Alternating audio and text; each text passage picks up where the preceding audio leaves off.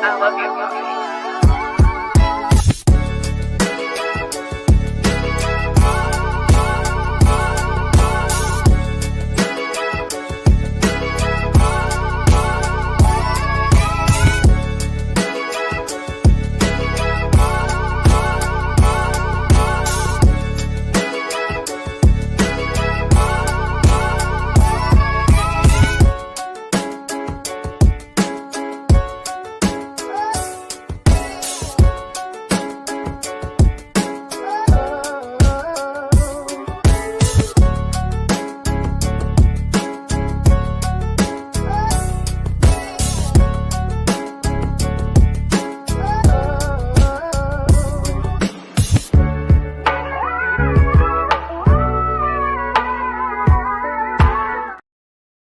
What is going on, everybody? This is Mike Hughes, and you're listening to TheChi.Kid and everything Chicago sports related podcast. We're back, we're better, and tonight we're going to have a real conversation. Now, I've been dreading this conversation because everybody knows how big of a Justin Fields fan I am. So if you're watching this on Facebook, YouTube, TikTok, wherever, you ready to sit down, have a real conversation, because I'm going to be unbiased. I'm going to be a Bears fan first tonight. I think that's our first baby step into the potential conversation of what the Chicago Bears could potentially be doing this April with the number one overall pick, or any time before then. We really don't know what's going to happen with Ryan Poles and the Chicago Bears organization. They could trade the pick tomorrow. They could wait all the way till draft day and take Caleb, take Drake, whoever. But tonight we're going to be having a real conversation, a genuine conversation about if the Chicago Bears were to move on from Justin Fields. What would that look like? What would that entail? How would it transpire? And most importantly, what would the future of the Chicago Bears look like? Now, before we get into anything, I want to give a birthday shout out to two legends, Jackie Robinson and Mr. Cub himself, Ernie Banks, a Cubs legend and icon. Jackie Robinson, obviously breaking the color barrier in Major League Baseball, born in 1919. Absolutely crazy to think that what the world of baseball would look like without these two. I mean, it's just crazy. But Mr. Cub himself didn't get a chance to see the World Series championship in 2016 after passing away in 2015, but his presence was definitely felt. Every time you walk in the Wrigley, you see the beautiful statue. So I just want to give a quick shout out to them. I believe it's Nolan Ryan's birthday as well today, so happy birthday to Nolan Ryan himself. But had to give a quick shout out to two icons and some absolute legends in the sports world. But with that being said, man, talking about it, Caleb Williams to the Chicago Bears. If this is to occur, what does that look like? I mean, what is it? How does it transpire? How does everything come together? Justin Fields, what is he worth? I want to start off and talk about the Justin Fields situation. Of course, we have to get that out of the room. Before we talk about the future of Caleb Williams, what happens to get Justin Fields out of the Chicago Bears organization? There's one of two ways I think it can go. You can either trade Justin Fields either on draft night, but after the draft, before the draft, something along those lines, obviously before the 2024 season transpires, or you could keep him for the 2024 season and have Caleb Williams sit for a year and really just get a chance to develop into the quarterback that we expect him to be. Now, there's a couple ways it can go, and I definitely hear you. Justin Fields has a crap ton of value. The real way I think it would go, if you were to keep Justin Fields for the beginning of the 2024 season, I think you pull a Chase Young. You know what I mean? You're trading him at the deadline. You're trying to get as much as possible. Chase Young, you got a third round pick out of him. Obviously, we traded a second round pick for Montez Sweat, who was on a contract year as well. So you understand that going into the beginning of the year, you want to have your franchise quarterback. If that is Caleb Williams, then is it responsible to start him out the gate? We saw how CJ Stroud had a lot of success, but we've also seen guys who struggle, guys like Josh Rosen, guys like Bryce Young. And obviously those situations are so different because of the atmosphere around them, first and foremost, the coaching staff, the personnel, the facilities, the front office, et cetera, et cetera. More so what the personnel and the team looks like, though, especially when you look at a guy like Bryce Young. I mean, the Carolina Panthers were absolutely horrible this year, 1-9 to start the first 10 games of the season on some Adam Thielen numbers. But, Adam Thielen was a bright spot. If Adam Thielen is your best offensive player, I think there's a problem. But with that being said, is it very Chicago Bears-esque to start Caleb Williams his rookie year. Of course it is. Of course it is. We saw what happened with Justin Fields, how that transpired with Matt Nagy in his rookie year, on, off, on, off. It's like a fucking light switch at that point, trying to figure out if he's QB1 or not. He spends all of OTAs, all of rookie camp, all of preseason saying Andy Dalton is QB1, and then at some point during the season, bang, you're QB1. Now we're rotating between him, Andy, and Nick Foles. It was a mess. Then you look at Mitch Trubisky. You sign Mike Glennon, draft Mitch Trubisky. Mike Glennon's your opening day guy. And then here comes Mitch Trubisky just a few weeks later. Now he's your franchise quarterback. The development wasn't there. So when you look at what happened between Mike Glennon and Mitch Trubisky and how the rotation of Justin Fields, Nick Foles, and Andy Dalton occurred in 2021, is it safe to say if the Chicago Bears are to draft Caleb Williams, maybe they hold on to Justin Fields until the trade deadline to give Caleb Williams half a season to truly develop? I think that could be in their best favor. I don't like the idea of just throwing Caleb to the Wolves in a new system, trying to figure out the NFL world and NFL timing, because that's one of the more important things. We saw Justin Fields get obliterated very early on in his career by the Buffalo Bills, by the Cleveland Browns, because of him not understanding his pocket presence and his timing in the pocket, thinking you have 4 or 5 seconds, really you got 1 to 3 at best. And that's a strong 3. You know what I mean? That's like 2.59. You know what I mean? So, I think it'll be interesting. I think there's a lot of different ways this can go. And obviously, if you're just tuning in, we're not saying that Caleb Williams is for sure the number 1 overall pick, but we're having a real conversation about what that could entail, what that could look like.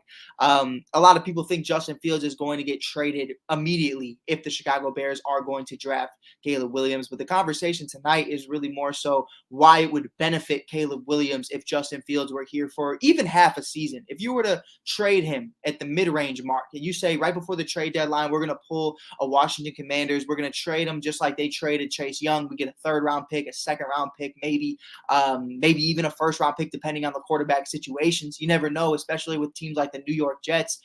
Aaron Rodgers going into one of his final seasons. Zach Wilson's likely not going to be in the building. What is their future going to look like? Are they willing to part ways with a 1st round pick to get a guy like Justin Fields in the building to learn under Aaron Rodgers for a while? That could be interesting. But with that being said, I still think that's your best bet if you are going to get rid of Justin Fields. I don't like the idea of Caleb Williams just starting off the bat. Yes, C.J. Stroud is your offensive rookie of the year, most likely. I'm saying most likely because there are still Puka Nacua fans out there who believe that Puka is going to win it. And yeah, it's somewhat of a reasonable argument just because Puka played every single game and broke several rookie records. But with that being said, I just think it would be the most responsible thing. And that's exactly why that's probably not going to happen, because the Chicago Bears never do the most responsible thing. That's just real. But what would it look like with Caleb Williams being a part of the Chicago Bears organization? First, I think you have to understand it from a media perspective. I would love to see Caleb Williams come out here and ball out. But history's past has told me that the media is going to try to eat Caleb Williams alive. They did that all year at USC, talking about the nails, talking about the crying, his dog, et cetera, et cetera. Chicago is 10 times worse. Caleb Williams is going to have to make a statement very early on. And I'm not saying that as a boneheaded Bears fan. I'm saying that from a realistic Chicagoan perspective. Like Chicago sports, even Derrick Rose, born and raised, the Windy City Assassin in Inglewood, got hate from the media after several injuries. You know what I mean? And that's just who we are. There was hate for Chris Bryant, Javier Baez towards the end of their tenure with the Chicago Cubs. There has been so many different conversations about what could potentially happen if you don't show up and show out every single night. I mean, look at Jerry Krause. Yeah, it didn't end great, but he won you 6 championships, 2 3-peats in the 90s with the Chicago Bulls, and they boo him in the ring ceremony. So Chicago is a tough city. Philly, Chicago, LA, New York, like all these places, you have to go out there and you have to have the mentality to be able to play here. I remember Mitch Trubisky and the rumors about him having to turn off the TVs at Hallis Hall because he just couldn't take all the reports on him. Some people view that as mentally strong. Other people view that as, oh man, you can't hack it. Just you can't hack a couple reports on you from guys who have never even played the game. You know what I mean? So, it's definitely a tricky conversation. I think Caleb Williams, though, has the mentality to be able to be an NFL pro without a doubt. I'm not going to sit up here and say he doesn't. Questioning a man's mentality, questioning who a man is as a person when you don't know them personally, it's weird. It's some weirdo activity, and I'm not really in on that. I'm not a big fan of that. So, if you are going to have that real conversation with yourself about who Caleb Williams could potentially be at the end of the day, I think you have to legitimately sit down and ask, who is he going to be on the field? I think that's one of the more important questions. We saw how guys like Jalen Carter fall from a top 3 pick to all the way at number 10, number 11 for the Philadelphia Eagles, all because of, characteristic and who he is and personality, and is he going to be able to stay out of trouble. With Caleb Williams, it's not more so can he stay out of trouble, it's more so are the team that he drafts is the team that he gets drafted by. Pardon me, I just had a whole aneurysm. Is the team that drafts him going to be able to count on him? I think is the biggest question. And I think when you have those conversations about, are his teammates going to be bought into him? That was what I was trying to allude to. Is he going to be bought into his teammates and the organization? We've heard him talk about before wanting partial ownership. We've heard all these rumors. We've seen the commercials. The advertisements, the endorsement deals, all at a very young age. Is that too much for him? Is this a Johnny Manziel type story? I really don't think so. Listen, I say this coming from a white individual, a white man, not only in America, but in the sports media world. If Drake May was white, I promise you people don't have a problem with him. I promise you people don't have a problem with the colored nails or the way he goes about it or anything of that degree. And if you disagree with me, that's perfectly fine. But I've seen how the media tries to break down minorities and try to just pick at the little things. And that to me is one of the more unfortunate parts of the business. I think if you have Caleb Williams on the Chicago Bears, you have a very solid chance at having a bright future. I truly do. I think there's a lot of different levels to it. Is he going to be Patrick Mahomes? I've heard a lot of comps. Everyone needs a comp. You know what I mean? No, I remember they said Zach Wilson was the next Patrick Mahomes too. I never thought that shit. Kid out of BYU couldn't even win games against people in his own conference, and BYU is in a shit conference. But there's levels to it. You know what I mean? Like everybody has a comp. We heard Mitchell Trubisky's the next Aaron Rodgers. So. Trey Lance, who was Trey Lance going to be? A mix of Lamar Jackson and Josh Allen. He was supposed to be the next guy. Now he's not even the second string quarterback of the Dallas Cowboys. Now he's not even on the 49ers. Sam Darnold took his job. But with that being said, do I see promise in Caleb Williams? I think I do. I think I do. I think, listen, is he going to be Patrick Mahomes? No. You know what I mean? And that's not saying that he can't. It's just that is a tall order. You know what I mean? That is a tall glass of water you got to swallow right there. And it's hard. It's really hard to be one of the greatest players of all time. I'm not even a Patrick Mahomes fan. I mean, I respect his game. I watch him all the time, but I'm not going to sit here and say I'm a fanboy. But you have to recognize and appreciate greatness. 6 straight AFC championships, going to another Super Bowl appearance, his 4th Super Bowl appearance, has already won 2. He's not even fucking 29 years old. So is he going to be the next Patrick Mahomes? Of course not. Because do we have Andy Reid? Do we have Tyreek Hill? Do we have a top 10 defense? Do we have Travis Kelce? No. You know what I mean? Do we have Chris Jones? No. So it's definitely going to be different. But can we win with Caleb Williams? I think is the more important conversation.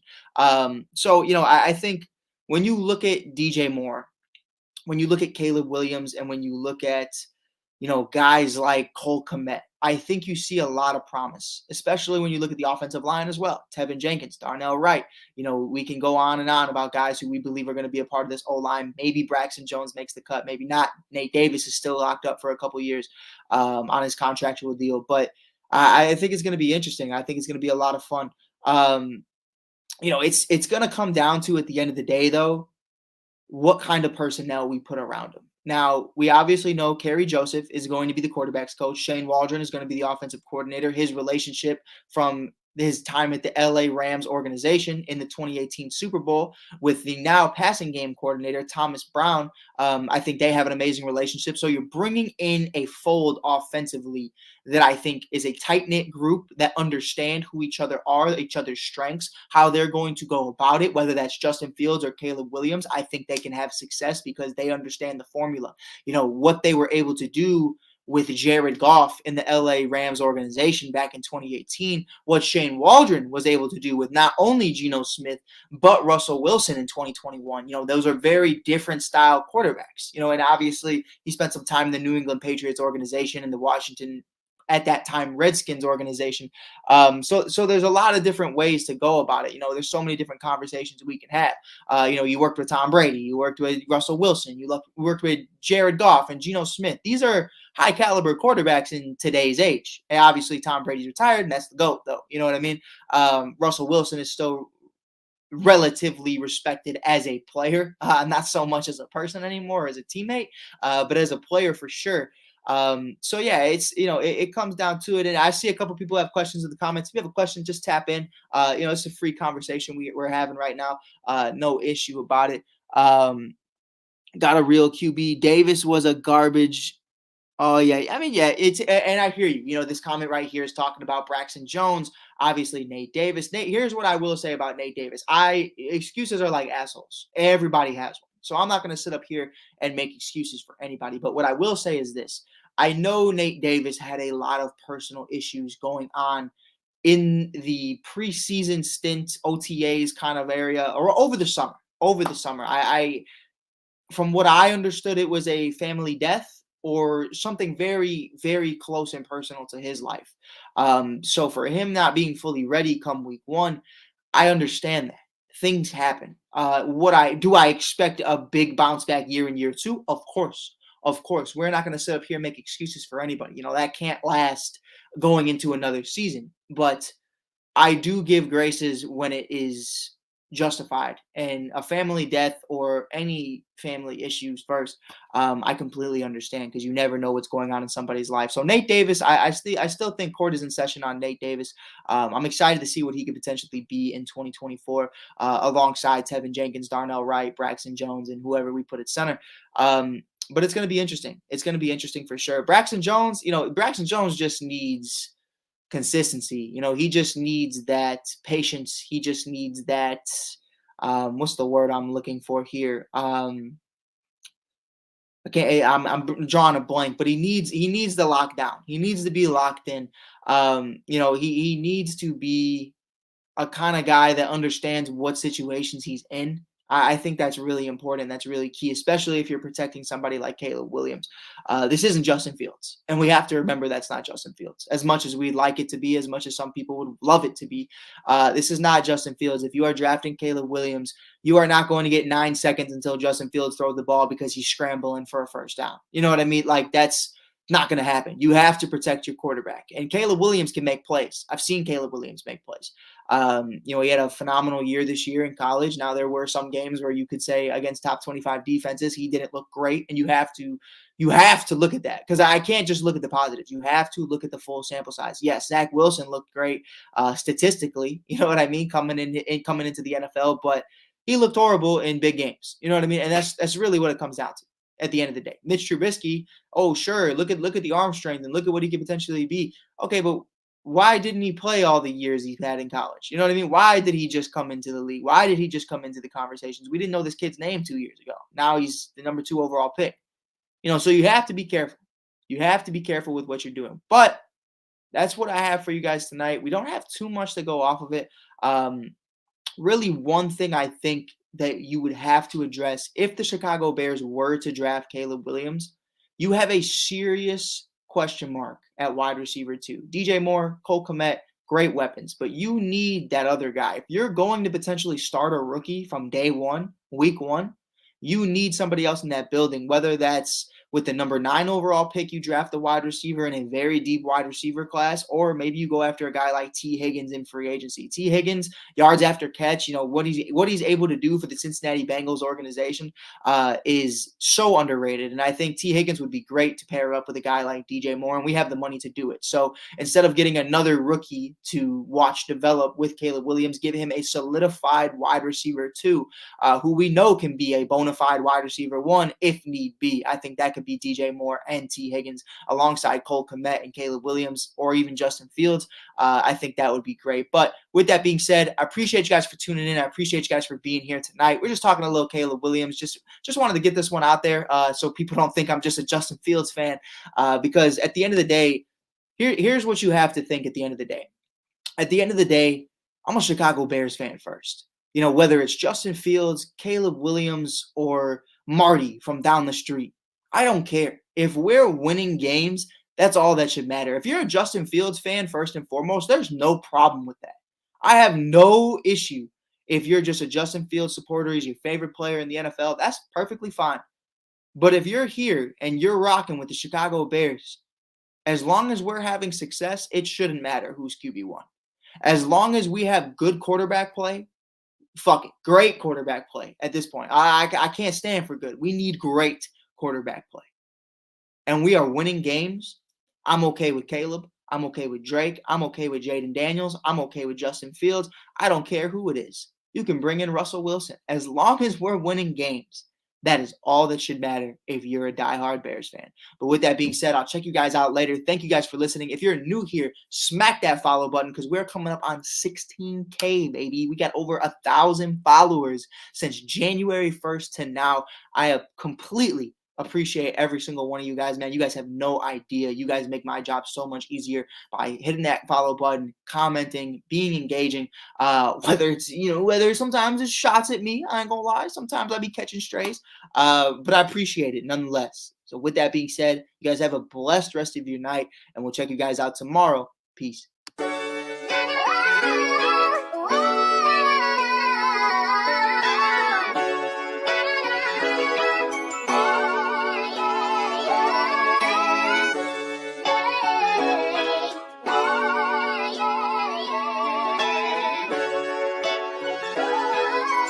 I love you.